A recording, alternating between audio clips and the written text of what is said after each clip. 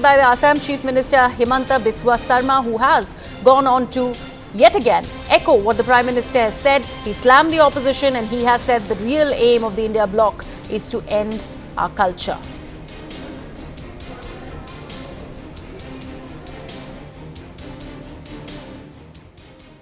देखिए, पूरा ये जो विपक्ष का अलायंस हुआ है, इसका जो असली मकसद है ये भारत का हिंदुत्व को वीक करना और सनातन का खिलाफ काम करना।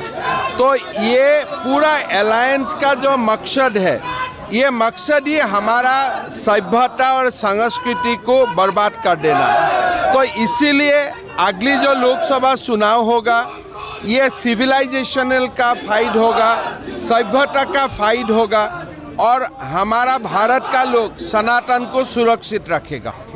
And my colleague Payal Mehta continues to be with us on the broadcast. Payal, BJP is certainly milking it. Well, absolutely. And Himanta Biswa Sarma, who is in fact now the Assam Chief Minister, but earlier has also been a member of the Congress Party, has come out lashing at the Congress Party and essentially questioning their silence. The remarks are going to be directed at the Congress Party, given the fact that the Congress Party is the fulcrum around which all the opposition parties had revolved at one point in time. Even though Congress Party still continues to be the largest party in the opposition. Why is it that Sonia Gandhi and Rahul Gandhi and the others have kept quiet on the entire issue?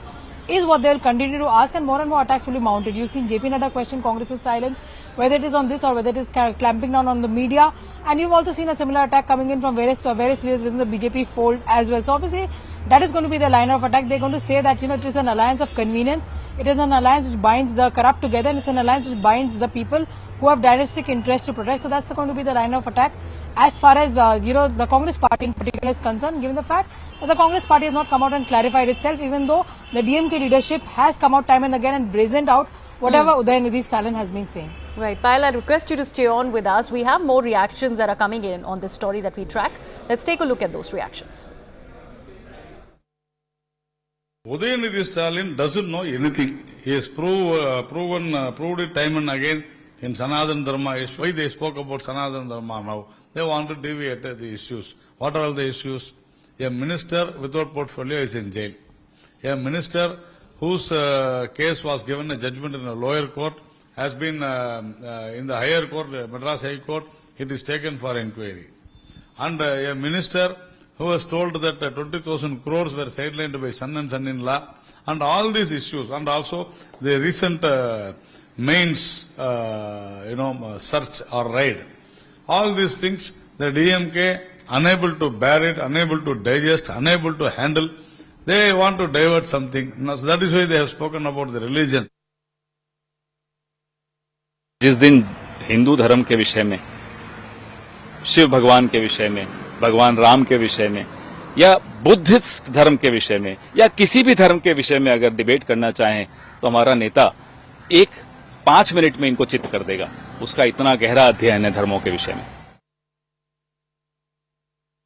जिस प्रकार से INDA गठबंधन के लोग लगातार सनातन के खिलाफ बयानबाजी कर रहे हैं, उनकी जो मानसिकता है वो ठीक प्रकार से दिखाई देती है। पूरा देश देख रहा है कि वो किस प्रकार का भाव रखते हैं। ये सनातन को पूरी तरह से समाप्त करना चाहते हैं, दुर्भावना रखते हैं, इसलिए इस प्रकार के बयान दे रहे हैं। और जो गठबंधन के बड़े पार्टनर हैं, चाहे सोनिया गांधी हों, राहुल गांधी हों, या नीतीश कुमार हों, ममता बनर्जी हों, या अखिलेश यादव हों, कोई भी उन बयानों का खंडन नहीं करता है। इसका अर्थ है कि पूरा गठबंधन मिला हुआ है, उनकी भी सबकी मौन स्वीकृति है। ये लोग जो घमंडिया गठबंधन है, और स्टालिन का मंत्री ने तो कह ही दिया कि INDIA का एजेंडा ही है कि सनातन हिंदू धर्म को खत्म करना। लेकिन मैं कहता हूँ, सनातन के बगैर भारत की पहचान नहीं है। सनातन है तो भारत है। जो लोग सनातन को मिटाना चाहते हैं वो भारत को मिटाने की बात कर रहे हैं। लेकिन दुर्भाग्य है, बिहार की जनता और देश की जनता लालू यादव, नीतीश कुमार, राहुल गांधी से पूछना चाहती है। मोहन भागवत जी ने सबसे ज्यादा स्वीकारोक्ति की, आप लोगों ने उनको बिसरा दिया। अरे उस आरएसएस के प्रमुख हैं, सरकार चलाते हैं, उन्होंने कहा 2000 साल तक हमने उनका उत्पीड़न किया। इस अफसाने में स्टालिन कहीं नहीं आते ना। कोई भी धर्म, मैं बार बार कह रहा हूं, उसको इसके आधार पर होना होगा।